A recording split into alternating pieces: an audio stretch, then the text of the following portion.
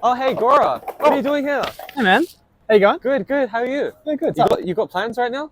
Not really. You got a minute? Yeah, sure. Take a seat. Long time no see, man. Man, it's been so long. Beautiful weather, huh? It is so nice today. Yeah, man. Finally. So, what have you been up to, man? I've been thinking, but like overthinking, really. Ever thinking about what?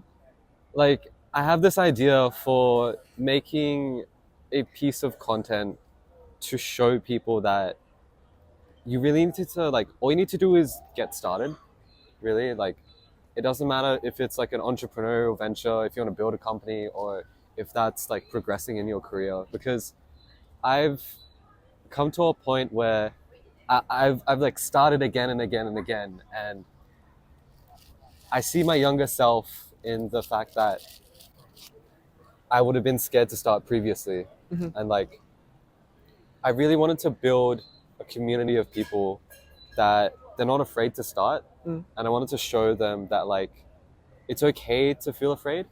And here's some like, and I wanted to make something to help them to, yeah, like get started in whatever they want to pursue. Like build confidence to actually start something. Yeah. Like young people? Yeah. Like people our age. So like Oh yeah. people in their 20s. I mean, sure, yeah. The world's fucking demoralizing. You go on social media, it makes you feel like shit, man. Exactly. And I wanted to make this little corner of the internet for people that they're in their 20s, they're ambitious, they feel lost or unmotivated, and like they don't really know where to go. Because like that was me for quite a lot of time, even this year, like huge chunks of this year. It's 2020. Well, this will be 2026 soon. True. Which is crazy because what is it? November 21st. That's today. crazy, man. Jesus. It just feels like I just graduated, like, and that was 3 years ago, but it feels like yesterday. Yeah. So I really just want to make sure that if I'm gonna, I have a fear of regret. Okay. Sure. And that stops you from starting. More so pushes me to keep to start. Okay. Actually, Yeah, because I know this is like a Kanye quote, but and you know how I know, but it's just focusing on the music. He had this quote that it goes something like I'd rather die trying than live with it than compared to live with the regret or something. Oh sure, along those lines. I mean, the guy made Graduation. Yeah. I know. No. Like that's cool. What was it again? It's better to die trying than having not tried. Yeah. Something like that. Or to live with the regret. Yeah. Yeah. Okay. Yeah. Okay. And like for me, just living with the regret, like living with like the potential of like what if. So like, yeah. In a way, because like I've had like dozens of ideas that like, oh, this is like I would hype my boys up. I'll be like, guys, this is like $1 billion opportunity. We've got to take this market. We've got to go for it. And then Pat or D, they would be like, dude, what are you talking about? Like you don't even know the market, and you're like, it's $1 billion opportunity. I'm like, so like I would overthink so many other ideas, like even other content ideas. Like I had this one idea for people that like felt lost, but I never really like, and I didn't pursue it because like what I found out is like I wish I had pursued it, but what I found out is if you don't hit the iron while it's hot, that inspiration leaves you, and then you just don't feel like going after it anymore. So yeah, life gets in the way, you know, your inspiration ebbs and flows, and you're saying like if you don't seize that moment where you feel like you can do it, then you might not feel like you can do it, but you could anyway. Exactly. I see. Literally that. I see. That's cool. So what? So you want to do you want to create media to help young people get enthusiastic to actually start their ideas, pretty much. Yeah. And you also want to have it be like sort of a semi-community thing, like it's very open and egalitarian kind of thing. Yeah, because like I went to a networking event recently. I know that's a very corporate thing to say, but and it felt like a community. Like I'd never known those people beforehand, but like you could connect easily with them, and like you got similar interests, you like sort of similar values, you know. And like I just feel like this series is like or like this entire like venture is like a mix of all the things that I've tried to pursue, like in the past few years. Like one of them was like helping the loneliness epidemic. So then we could do that by building a community. Yep. Like being interested in business and entrepreneurship. So we could like help people with that, and yeah, it's just. Well, it's also the economic situation makes it so if you like for young people, your employment prospects are only just enough to survive. But if you work for yourself, like you can start ventures in your free time. Like it's difficult, it's like not fucking easy. It's but brutal. It's so much harder It's when when you're the only person doing that. It's 1,000 times harder. Oh, 100%. A fucking 1,000 times harder. Yeah. Because you don't have people around you who are also trying and who are able to be like, oh no, man, like it's to encourage you. You know what I mean? To be like, oh, it's all good. Like I feel like that too, and all that kind of. No, it's good. I think it's a nice idea. Yeah. What, through Discord or something, or like videos and Discord, or like what's the? Perhaps like I'm still figuring it out. What's the theme? The theme. Like of the videos. More so like, I just want to pick people's brains. I just want to like learn from them and like show the audience that like they can learn from like everyone else around them, and That's that cool. the only difference between like ourselves and the audience is that we got started. Like, I mean, we're recording this on like a normal phone. We're in a normal place. There's no green screen. We've done this take like 10,000 times. Yeah. Everything has failed, but and that was one of the other things, like constraints, like creative constraints. Yeah. Like, I wanted the intentionality behind it because I wanted to show people that all you need to do is get started, and it doesn't matter if you're filming on like a high-end camera or a camcorder. Yeah, or a camcorder. I like the aesthetic of them. I Like love the 2000s, grain. They yeah. keep the grain in the and frame, the weird like, color. Everything's kind of purpley. Yeah. So, what was your first ever try? Like it could have been like at business entrepreneurship. Yeah, it could have been that. Could have been you pursuing your passion. What was the first ever time trying? I mean, the first time I ever made any money doing something that I wanted was I had just turned 14, and I started trading items on Team Fortress 2. This is in 2014, I think in November, and I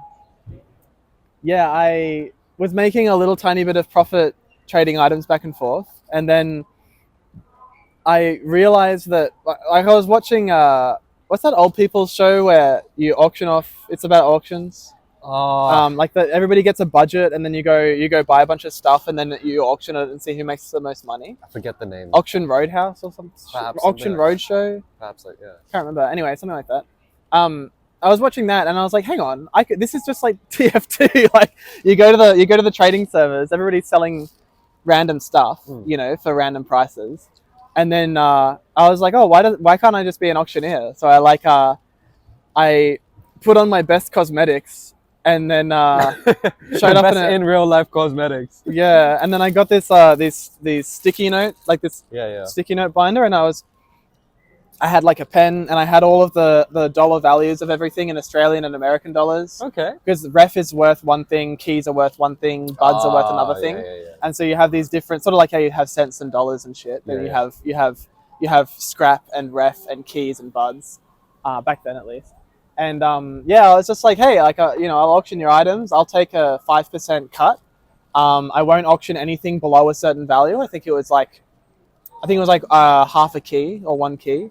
A key back then was like 250 Australian, I think. And then I would have everybody line up in the trade server, and I would have them all join the same team as me, and you would do it. I would call out, like people would give me the item, and I would give them a bit of ref, or I think like 50% of the value as escrow, and then my inventory is full of these other people's items that I gave them effectively nothing for. and then I'd have these people line up, and I'd call out prices and have people emote. Like I'd have them call medic or something when they wanted to bid. And so literally I was just like, oh, going for 1 key, 1.25 keys, 1.5 keys, and then like I had like people were managing to sell it because it was just so fun and exciting. Like people were selling their items for like 2 or 3 or 4 times their value. Like one guy, he had I think it was an unusual hat, and it was one of the lowest quality ones. It was only worth like $10-15. And he managed to sell it for like 35 or 40 just because it was fun doing the thing. And because I got I think I asked for a 10% on unusuals. And so I got, what? If you sold it for $30, I got what, $3 out of it? Across $3 to a 14-year-old is like $1 million, especially $3 that you made by yourself. Yeah, exactly. Because your first paycheck, like you feel like $1 million. Like it doesn't matter how big or small your paycheck is. Yeah. You feel like $1 million. Yes, I did a thing. I did it myself, and that's what I get. I in total I made I think about 150. That's pretty across trading and auctioning, which again, like when you're 14, $150 is like your entire Steam library. It's just like, you can. It was a shitload of money. It does feel like $1 million. And I was poor as fuck, so $150 was like that was like my whole family's weekly budget. Oh shit. You know what I mean? So that's fair, yeah. It was a shitload of money for me. But then I don't think it was a t-shirt store after that. I think that was my next thing. When I was 15. Like a fashion brand. It was on Or was it more like a Vinnie's? It was on Threadless. Ah. Do you know Threadless? It's like Redbubble. Okay, yeah. It's like you upload your designs, and back then it used to just be like all on one. Like you could only get your stuff added to Threadless is if you like had a whole collection ready. Okay. And then they made something. It was like one of the first online stores where you just uploaded your shit and they gave you your own store, like a Shopify before Shopify. It was like 2015, I think. I mean, I'm sure Shopify existed at the time. Yeah. But yeah, it was. I mean, it was totally free. So like, I made all these different designs and uploaded it. I think I made $300 through that across a period of time. Did you have fun doing it? Doing that, yeah. I mean, I felt really embarrassed because when you're 15, you don't make very good Photoshop art. So, like one of the things was one of them was a pair of trackies, but it had a banana where your cock would be. And I was called I'm Just Happy to See You. I only sold 3 of those. I feel like you would sell a lot more nowadays. These days, yeah. I mean, it was just one of those like, it's like a hipster, like Threadless was like a hipster thing, you know what I mean? It had like the cat with the astronaut cat and different shit like that. Reminds me of Napster. I know that's completely different. No, it's that era, yeah. It's that era of being like a bit early 2000s. Yeah, it was like it was like, millennials kind of like having just grown up from the early 2000s. So they're like still a bit ironic, but now they're a bit more put together. Yeah. But I really relate to the art part because I made like my first ever digital art piece ever, because I am not like an artsy person, all right? I haven't touched art since like school. Sure. And like even at that point, it's just been stickman figures. Sure. That's like the best art that I can do. Yeah, I'm awful at drawing. And and like I just put my first piece out ever like a few days ago. I shared it to some friends. I'll send it to you as well. Sure. But like, and I felt so embarrassed. I'm like, I just made this thing, and then like I send it to my friends, and then literally, I kid you not, 5 minutes later, I'm like, oh my god, that looks so ugly. What have I done? What have I done? Seriously, like, but and then the self-doubt and the overthinking comes in. Sure. But then I realized that like maybe that's just part of the process. Yeah. Because like I was like very lucky to go to Mona recently, and I was reading up they have this great app that you can like read up all the history on the artists. And there was this abstract artist, I forget the name, but what she said is that anytime like anyone comes to her studio to look at her art, like she feels like a deep deep like feeling of embarrassment and shame, and that's how I felt. And I was like, oh, okay, this is just part of the process. Yeah. So Oh, you know, sure. like, And you know what makes it worse? It's like if you're young, because I wasn't that much on social media when I was young. Yeah. But like a lot of people are, and way more people are today than were in 2016. You know, it's like way more ubiquitous. It was already very popular then. It's universal now. And so like you see all of your friends, and there's always one person in your wider friend group who's like actually an artist, or who's actually an engineer, or who's actually, you know, like it's just like they're really, really good at it, and they have the confidence to naturally put their stuff out there. And so like you look at what you do, and it's better than what you did in the past, and it's better than what a random person would do. Like it's better than average, and it's better than your previous attempt. But still, because you're scrolling on social media and you see all these people who are really good at what they do, and they're your age or younger, then you're just like, well, why the fuck would I post anything? No, why am I going to put my trash out there? No, honestly, like I've like there's this one friend that I have, and he always posts like every single day. He has a LinkedIn post, and I'm just like, that's what I'm competing with. I'm yeah. Like what am I gonna do? But I think you just gotta realize that the realization I came to really was that like that's just like people are just that way. Like you just gotta. It's good to be inspired. Like cheer on your friends. Like be inspired by them. Oh yeah, for sure. And like one thing that I'm trying to do recently is just like create way more than I consume. That's nice. And like for me, it's been working out. I feel better overall as a person. But yeah, it's just like, because sometimes like even I'll still get jealous. Like I'll still be like, this guy, he does too much. Yeah. But no, I'll freak out for like 2 minutes, like 5 minutes, and then I'll be like, okay, that's pretty cool though. I have to admit that is pretty sick. So I think it's just like part of the process and like the creative process as well. Also, that even if you think what you did was shit, it's still unique. Yeah. Like that. There's a way of going about things where you're like, as long as you're not trying to completely carbon copy someone, then even if you're basing your stuff off of someone else's stuff, whether it's art or business or whatever, like everybody has some, like what you said before, you have some inspiration. You know? And like those moments you're coming up with something that's like actually novel. You know, you can't really produce it algorithmically because it sort of like you know, a lot of philosophers of science get really into this whole like, you know, real art and creativity and consciousness sits in the intersection between chaos and order, you know, like but you know, it's like you have those moments of inspiration. You just like something comes to you that like it might seem kind of silly, and because you came up with it, you don't value it that much. You know what I mean? Yeah. But if you like, I definitely also believe that you should just share whatever you do, because you might not find it very inspiring, but somebody else might. Yeah. You know? And then if you can't put yourself out there and you can't practice being embarrassed, like how can you build up any serious project? Because the higher stakes anything is, the more embarrassing it is, you know? Like that's where I see like, because like coming from like being a previous founder and now transitioning to being a creator. Yeah. Like, and like you yourself being a founder, like that's where I see like creators and founders like coming together. Like the ability to fail publicly is like so underrated. Yeah, for sure. And like the ability to like look back on your past like projects, like pieces of work, and be like, okay, it wasn't my best, it was my best for the time.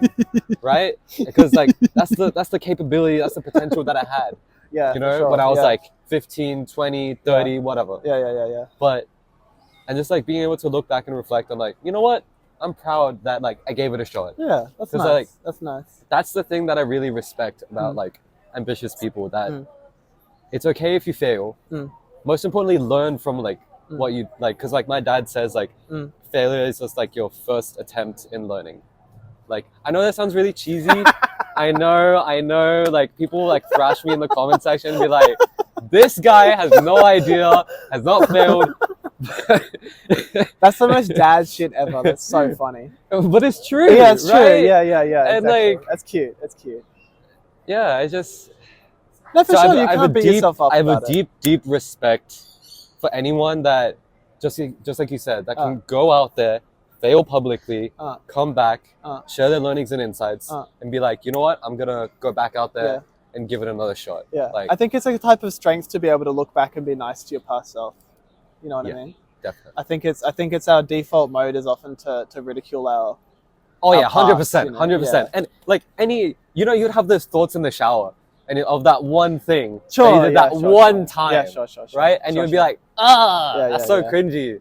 Like, oh, I was like the worst. Yeah. But then, having that ability. Within 100 meters, you might have been the least cringe. Like, you might have only been the top 10 most cringe people at that moment in that 100 meters. What is this, a Watch Mojo series? The top 10 most cringe moments of your life. Yeah. Oh my god. Yeah. Oh geez, I don't know if that would be crazy. If you could see the top 10 most embarrassing parts of my life, you would be shocked out of your fucking brain. I've done some nonsense, man. I've done some nonsense. Oh like my god. The top 10 stupidest things you've ever done. Yeah, in public. And then play that at your funeral. You know?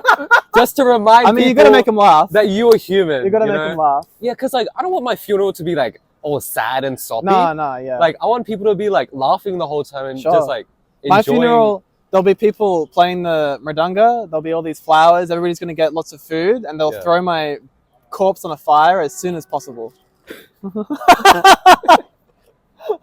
Just get it over with, really. Yeah. Cool. Actually, yeah, of course, it should be like a, I think it should be like a party. Like, if with everything, you got to celebrate everything. If you're gonna, it's like right now, if you can't look back on your past and be like, oh, that was silly, but that's okay. What are you gonna do when you're on your fucking deathbed? Yeah. When you're 80 or something. It doesn't even need to be 80. We could go get hit by a bus right now. And then are you gonna spend your last moments lamenting about your life? Like, you gotta train yourself out of that. Like, seriously, because that's where like my fear of like regret comes from. Because I don't want to like get to a point where I'm like 80, right? If I get to 80, that if, you never know. Just like you said, like, you might just like go, that's gonna hurt living to 130. Maybe. Like, your bones will just, Maybe. Anyway, but like, because I don't want to just like get up to 80 and then be like, oh, I didn't do anything in my life. Yeah, sure. Like, what if I had done this? What if I had, like, gone and asked for that promotion at work? What if I had like gone and asked that girl out? Dee's laughing behind the camera because he knows the story. But like, you gotta so you gotta be kind to your past self for their embarrassing shit, and you gotta be kind to your future self by actually going out and doing stuff. Yeah. That's profound. What are we? Are you just hanging around chilling? Are you off somewhere? No, let's go walk for a bit. Let's get some steps weather. In. My mom always tells me, get off the couch, stop being such a couch potato. So let's go get our 10,000 steps in. Yeah, sure. All right, chill. Let's go. What would you say to your younger self? To my younger self? How imagine, young? Oh, that's a good question. Okay, let's go 22. 22? Because I'm 21 right now. Yeah. I'll be 22 next year. Let's go 22. If I was talking to myself about business and entrepreneurship when I was 22, I would say, don't put so much effort into working on other people's businesses. And that's one. Yeah. Can I do just one thing? Go ahead, man. Go ahead. All right. And then the other thing I would say would be like,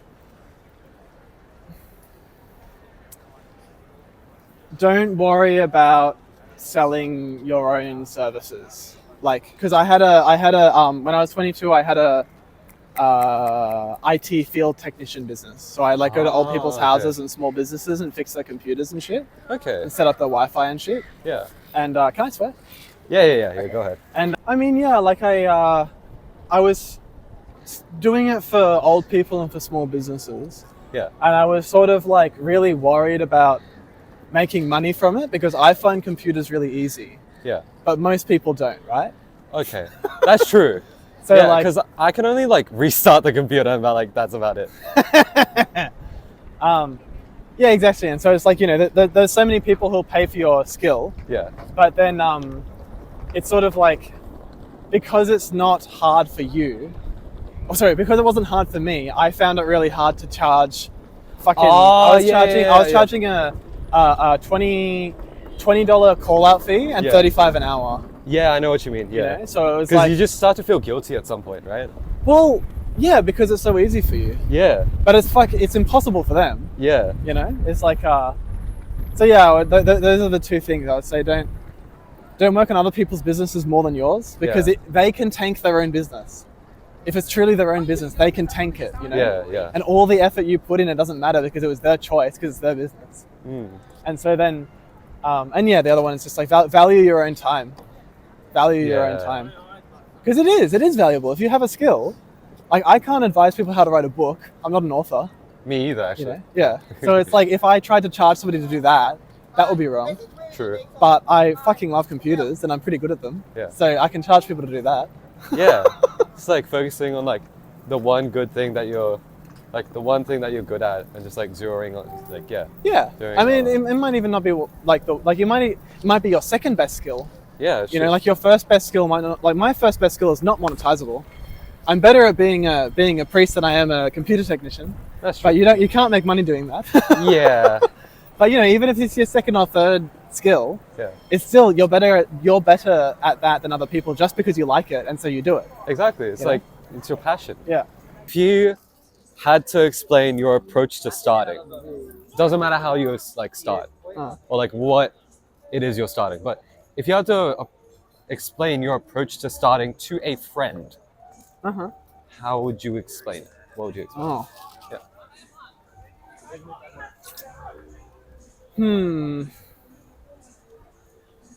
I guess along the same lines of what I was saying before, you know, just like you have something that's worth money. Yeah. You have you can either conceive of a product or you have the skills to produce a product. Yes. Or you have the skills to do a service or the charisma to do a service. Yeah. That other people want. Yeah. Like I think people sort of they think of, when they think of business, they think of like mega corporations. You know what I mean? Yeah. And you're like, I could never do that. That's so complicated. That's so like in videos of the world. Yeah, but in Australia, you can be a sole trader from like 16. Yeah. Like you can register as a sole trader. It's free. You know, you do a single form, and bang, now you can legally make money as long as you know. And then you don't need to think about goods and services tax or taxes at all, P&L, no profit and loss, until you're at what, like 21K? That's pretty good, actually. Like that's a lot of money to work for not having to consider what you're doing very much, you know? Yeah. Like you barely need to produce invoices. Like producing an invoice is like, you go into Google Docs, you go to the invoice template and you fill it out, you paste your ABN, you paste your email, you paste your phone. Yeah. But like, everybody's got something that people want to pay for. Because what do you want to pay for? You want to pay for the things that you don't know how to do. Exactly. Or they take too much. You don't like them enough. You don't like that thing enough to be able to want to yourself, do it. Yeah. Right? Yeah. It's like maybe you could technically do it, but you're not like, you don't like it enough to focus on it. Exactly. You know? Like mending your clothes. Like mending clothes is not hard. But it's like it's just you know, you have to pull out the sewing machine and set it all up, and you need to do the thread, and sometimes the sewing machine fucks out and you need to get the thread out of it. You know what I mean? Like, and so you just you drop off a pile of slightly ripped clothes to a lady. Yeah. And she says, come in 4 days. Yeah. And you know, you pay them $100. And I guess it depends on, you know, like those are obviously things that don't make a lot of money, but the experience that you get from doing it yourself is more than the experience that you also get experience doing conventional jobs. That's true. But the kind of like independence, it's like Montessori versus public schools. You know Montessori schools? Yeah. It's like, you know, that self-directed, like here's a bunch of tasks and you have to do this on your own time. Yeah. Like people get used to do you want to sit down? Yeah, come on, let's go sit down. Damn, this seat is so low. Damn. Oh, I don't mind it. I know, but it feels so low though. Okay. This isn't up to standard code. You guys, you what do you call the civil engineers? Oh, don't even get me started about I that understand. shit. I know. But yeah, that like the ability to like self-direct, like that self-directed learning. Yeah. Just like you said, from the Montessori. Yeah. I'm not sure if I'm pronouncing or butchering that really. Pretty sure it's called Montessori. But yeah, like your own experience of going out and doing a thing will like always beat out like theory. Oh in my yeah, for experience. sure. Like Yeah, absolutely. just speaking from like, because like my friends and I, we started a startup. I think it was like a year ago for the loneliness epidemic. Yeah. And then this year we transitioned to making an AI product for civil engineers. Yeah. And like all of that experience I value like a lot more now, because like Than you did at the time. yeah, I see. especially. Yeah. And like I'm really grateful that we had the ability to go and do that, because most people don't, because like they have other responsibilities to attend to in their lives. So I see. yeah. So you like you had that moment that all of you guys were able to work together, and you tried something, and you all learned from it. Yeah, and like that's the thing, like you can work by yourself, just like you said earlier, right? Yeah. You can work by yourself, but a team will really take you further. That'll fucking You test have you. way more fun. It will. Like if you pick the right people, that's the thing. People is everything, right? Because if you have the right person with you, it will make everything 10 times easier. But if you have the wrong person with you, it'll make things a million times harder. You know, like you're cleaning up you're putting out their fires every day. Yeah, right. No, I understand. Yeah, so that's how I'd explain it. Is when it comes to starting stuff, if I was talking to a friend, actually, if I was talking to anyone really, then yes, you have some special skill.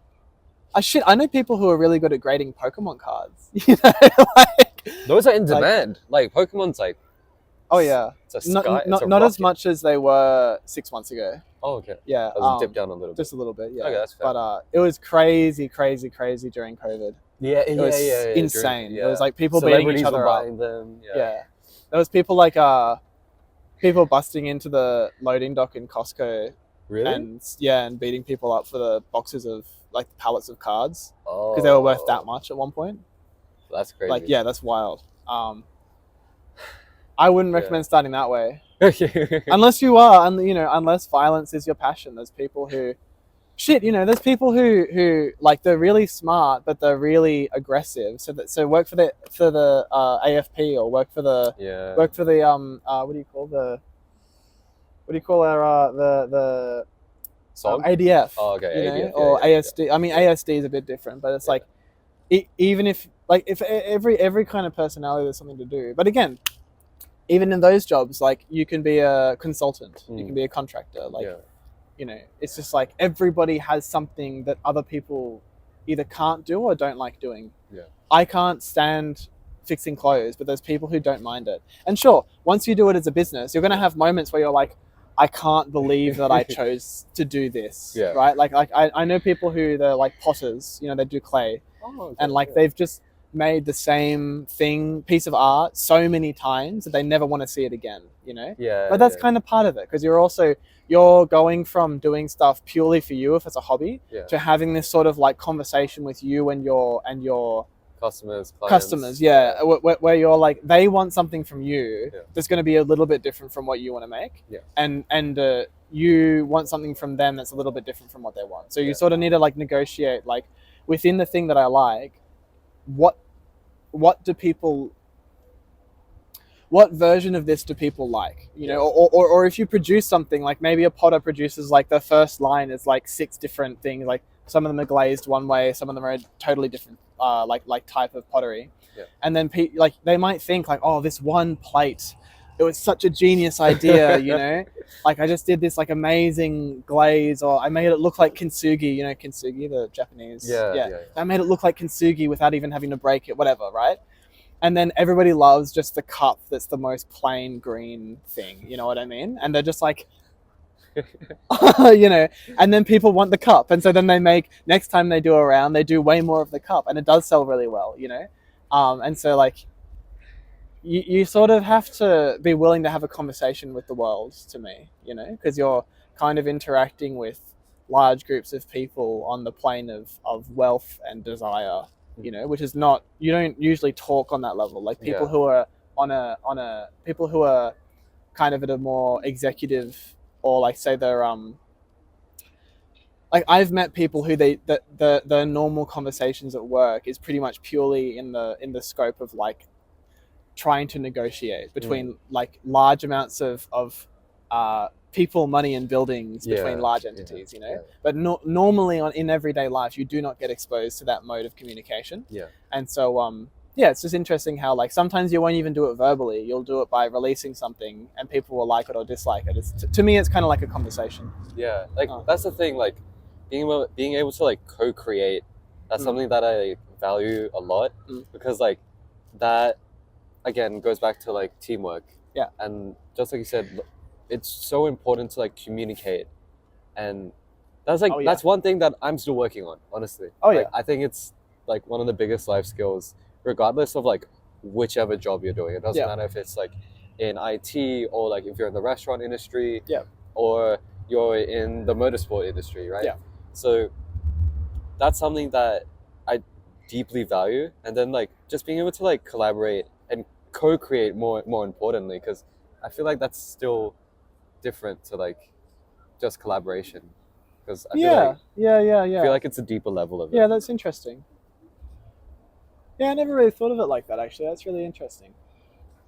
Because when you're like the idea of co-create, like if you're collaborating, then you might have something where you're all tweaking specs of something, you know, or whatever. Yeah. But if you're like, co-creating, it's almost like you know, you're all having a kid together or something. Like you don't quite know how it's going to turn out. You don't know. You have no idea. But it's fun because like you're exploring the process, and like it's just like I love shoes, right? Yeah. So like I'll compare. Thank you.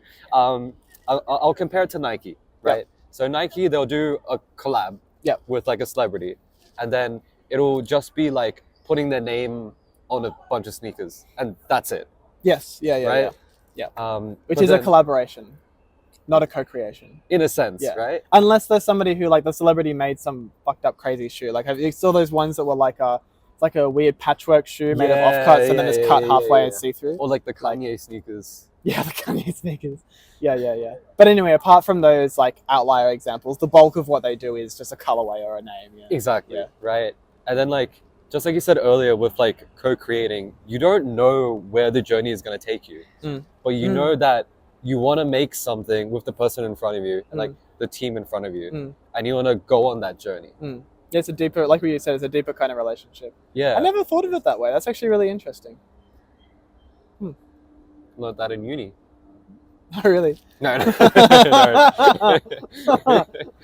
Let's be honest.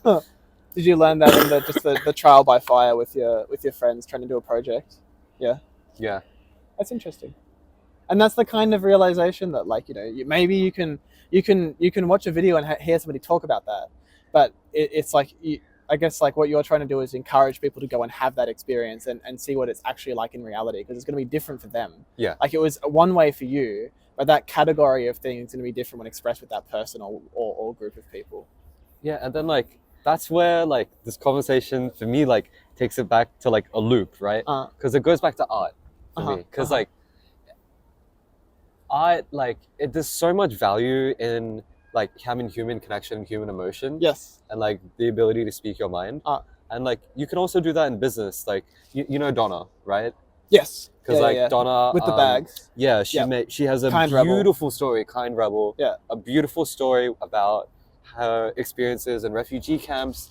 She's been able to turn that art, that story and that lived experience into something that helps other people. Yeah, especially because she's been through some serious shit. Yeah. Yeah. And I really respect people that they can take their darkest moments and they can really like flip the script, literally, right? And they can turn that into something beautiful. And it's like a kind of alchemy. I mean, I'm a mystic kind of person. Yeah, it's like so. It's like you have all of this, you have all of these negative experiences, and then you're using that as the fire that's helping you, go and produce something. Yeah, it's interesting. Speaking of the fire, if you had to rank idea, mindset, and execution, how would you rank them top 3? Idea, mindset, and execution. Well, ideas can be last because everybody has a million ideas. Like ideas are a dime a dozen. Unless unless your profession is to be in the world of ideas. If you're a philosopher or or a cutting edge scientist or Or something. perhaps like it's like So- a patent pharmaceutical thing. Even then, it's still like Someone else will still make it not anyway. that not that valuable.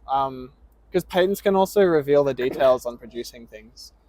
So like ideas, I don't think that the wealth sits in the idea. I don't think that the wealth. What was it? Idea, mindset and execution. execution. That's the mindset and the execution. I guess it's like It's more difficult than ultimately the wealth sits in the mindset. Yeah. Because the wealth is in you. Like you're trying to express something to have people exchange their wealth with you. Yeah. And so it's like your execution. The execution is a little bit more important than the idea. I think like you can have a slightly shitty idea executed nicely, or you can have a good idea executed quite Poorly, shit. Yeah. But then you can't execute anything if your mindset's not there. Yeah. And Yeah. if you in yourself have actually become comfortable with going out there and producing stuff and being embarrassed and feeling you'll feel fear and you'll feel uncertainty And you'll shame feel and like regret and oh, shame. this is like the ugliest piece of Yeah. art in the world, or like oh, that idea was so bad. But then for if a you first have business. if you have the sort of strength and maturity in your mindset to still go forward and still make it about you and the people you're trying to exchange wealth with, like Yeah. it is about you and it is about your product, but it's also about them. Yeah. So I think that the mindset part is where all the wealth is ultimately. So that would definitely be number one. I'd say execution is 2, and then the idea is 3. And they're almost like separated by ordinals. You know what I mean? They're like exponentially more important. That's a really fucking profound question, actually. Do you drink? I mean, what time is it? It's like 2 p.m. 1. I don't drink at 1. No, I didn't mean drink. I mean some chai. Do you want some chai? You're not allergic, are you? No, some chai masala. I think we got it. Sure, yeah, sure. Like what, at a cafe, or did you bring some with you? Why we go to a cafe for that? Yeah? Come on. Yeah? No. I got the homemade. You got the hookup? I got the supplier. Yeah, sure, I man. got the supplier. Sure, Let's sure. go. Let's go. You gotta sit somewhere nice? Yeah. Yeah. Let's find a different Yeah, location. cool. Let's go and get it. All right. So, what are you spicing your chai with? Man, that's a family secret. I can't be telling you stuff like that. Oh, that's your family secret. That's your secret sauce, huh? Yeah, it's so secret that I'm not even allowed to know it. I about you? think this is a spot. Yeah? Yeah, I think this is the spot. That's nice. Yeah, we can do that.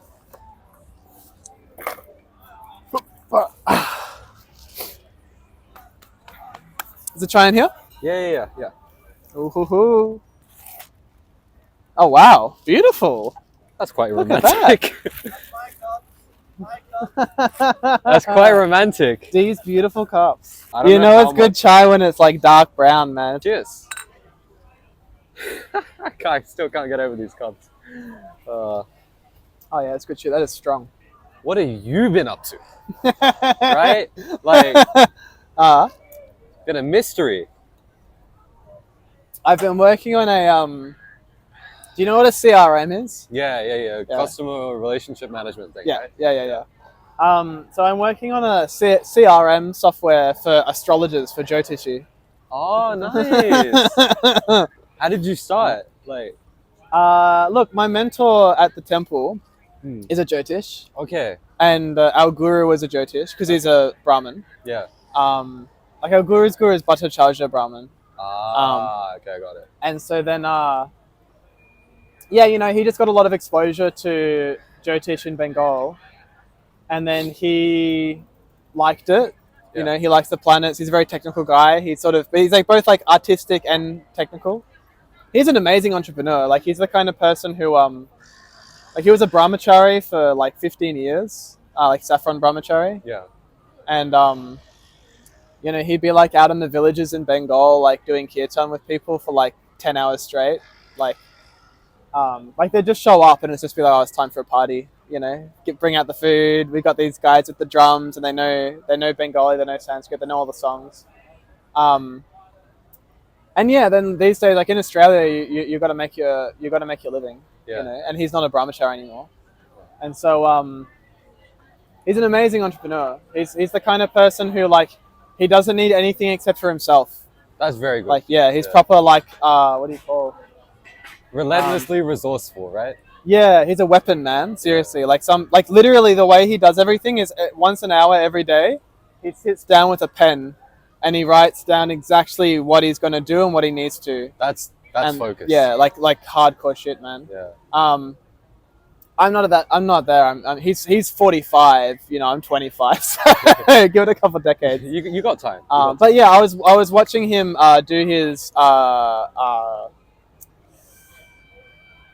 workflow for his meetings, and it was really kind of chaotic. Like he's like going here and he's going there, and he's emailing one guy and texting another guy, and he's calling another guy, and I just thought initially like, oh, you know, there's probably some software that would help these guys, but usually people who are into astrology and who are more priests or pujaris are not IT people. Yeah. No. They might like using computers, but they might not be like tech people. Yeah. It's like that meeting of like multiple disciplines. That's what I really like. That's where it's like really awesome, because like you get to see different parts of the world that you can learn from, like the world of IT, the world of astrology, and just like the melding of these like two together. Because you have like recently I've been learning graphic design, but you have like design principles, and like you can bring that into like business, and like with what you're doing with astrology and bringing IT together. Those sorts of intersections, they create a lot of awesome stuff. Yeah, and they often address a niche that is other people haven't addressed and is broader than you might think. Because you might think, it's funny that you've been talking about connections between different things, because I called the company Santhi. Okay. Which, you know, is like sun comes from sung, which is the together, and D is to put. Dude, you know what this reminds me of? You know the Japanese concept of ikigai? No. So ikigai is where you have like something that you enjoy, something that you're good at, and something that, like, imagine a Venn diagram. Yeah. But like you got something you enjoy, something you're good at, and then there's something else, something that you get paid for. I think I'm not sure. Yeah. Okay. I see. And you want it to be in the middle of all those. Yeah. So like you've got multiple factors of your life coming together. Yeah. And they all connect to create something different. Yeah. Yeah. So I want to help people who they're not very good at communications, and they're not very good at they're not very good at it because they feel embarrassed, because they're not that kind of people. You know, there's some friction on the inside, and not all of them are like that. Again, like my mentor's a Jyotishi, and he's very much like he doesn't need other people to weapon of a person. But that's an extreme. You know, like most people, even if they're amazing Jyotish, they're awful marketers. Yeah. And they'll get an inspiration to do it for a month, and then they'll look back at all of it and go, oh, what am I doing? Like, this is betraying my own values, whatever. And so, I was talking to these different, like, I had a bunch of ideas at first. I was going to make this big Swiss Army knife, software as a service, bloated nonsense. Because you come into something and you have a general idea and you just want to cover all your bases, you know. And then I started talking to some astrologers, because we were doing that IYE course, and then Tina, my mentor, was like, well, how many of these people have you sat down and talked to? And I was like, one. And she's like, just one? And so I emailed like 50 people, and like 3 or 4 replied. And so then I got a phone call with 3 of them, and a relatively long email chain with one of them. And the things that they were complaining about in their business, because I was like, Tina was sort of trying to get me to ask them, instead of like, what do you want, like, what do you not like?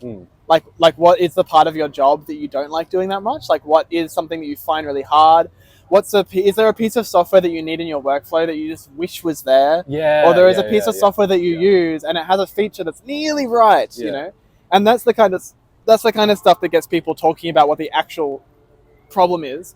And then I guess you kind of got to diagnose that like a doctor. Literally. You know? And then figure out the cause and effect of all of it. Because they might talk about the effect first, and then way down the conversation you figure out what the actual cause is. And so yeah, we're sort of just looking at these people, like they all complained about not wanting to sell themselves. They all complained about massive client churn. You know how high the client churn is in that industry? How high? It's 75%, bro. Like 75% of people you see in a year, you never see again. That's crazy. And you're having to like sit down for like 45 minutes, look at all this different data about this person's life, the strength of the planets, the birth chart, the D9 chart, like all this different stuff. The what do you call the dosha, like even like the different phases of time and where they're at and all this type, like so much shit. And then you get all this stuff, you look in, you look at all the subtle stuff and try and pick out who this person is, almost like a psychologist, Yeah. And then you see them and you have this therapeutic session, and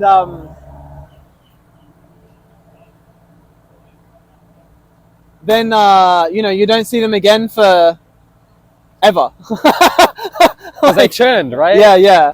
The product that I've arrived at this point, after actually speaking with the Jyotishi, is much more. It's much more sort of condensed. It's like, instead of it being this big sprawling thing that would take a whole bunch of people to produce, then it's just like this tight tool. It just does summaries. It does summaries using AI, but like an LLM that's been prompted, and I would like later to fine tune one. It does like it sends out comms according to astrological transit. It's like if like Saturn goes over the natal position, and then the last one is it does client management. So it's just like you type your little profiles about people. It has all their charts and all the different data points that you have. That's really useful. And that's it. That's all it does. Like it has room to expand later, but like it was like the biggest thing is like, I went from thinking I needed to satisfy every single person that did astrological anything to realizing there's just like a niche of a niche of a niche of a niche. And it's okay if there's literally only like 400 people in the whole country who would buy your thing. That's actually better. That's better than if you have an idea that you reckon would apply to 1 billion people. Like, if you come up with something that you think only 400 people would like, that's a good thing. That's not a bad thing. Yeah. That was probably one of the biggest realizations from my project. Yeah, because like you hear all the time that like, oh, like the size of your market has to be massive, but in reality, it's the opposite. If you just want to get started, you don't really need to have a massive market.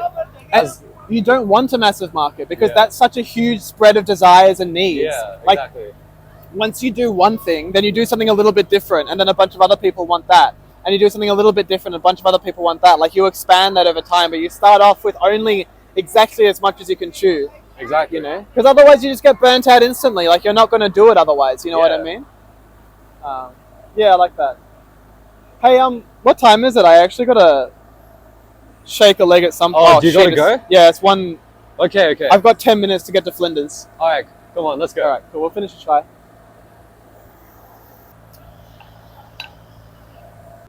Flinders, right? Yeah.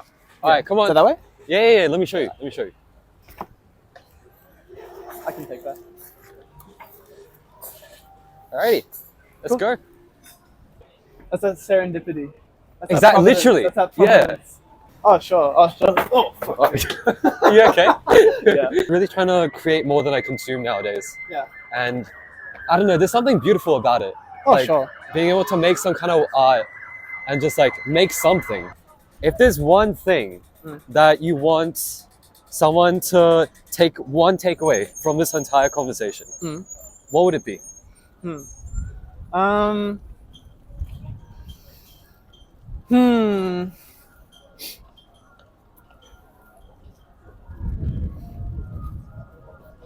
Pick something you're passionate about. Yeah. And find people who want to pay you for it. I like that. If I could boil it all down into one sentence, that would be it. That's a good actionable takeaway. Yeah. That's my call to action. Literally. Yeah, so, dude, I really appreciate the conversations we had today. Likewise, man. It was amazing. Yeah. It was really good I ran into you. It was great to meet up. Yeah. No, we should do this often, man. Yeah, for sure. Yeah. I'll see you around. Yeah. See you around. Take care. Catch ya. See ya.